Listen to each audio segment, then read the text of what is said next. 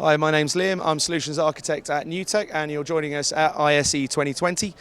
Here on the booth today, we're actually showcasing how you can use NDI to drive an AV environment as well as your TV production using exactly the same type of equipment. The projector that we've got running here is running off of an Intel OPS module, which is a plug-in PC for professional displays and projectors.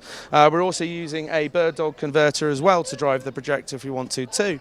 Currently, we're sending video direct from our VMC integrated IP production system, which we're also now repositioning as a video mix engine and AV system as well. So the projector here, what I can do is from a simple live panel interface, we can create a custom GUI which allows us to route any source, whether that's a PTZ camera, directly over to the display, but also we can send at any point we want any user interface and GUI and switch that across on the network.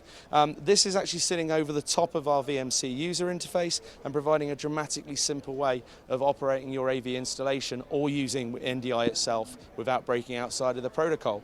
So whether you want to do a live production, tell a story for a webcast, or actually simply send your PowerPoints directly to a screen for a presentation, all of this can now be used within NDI for AV.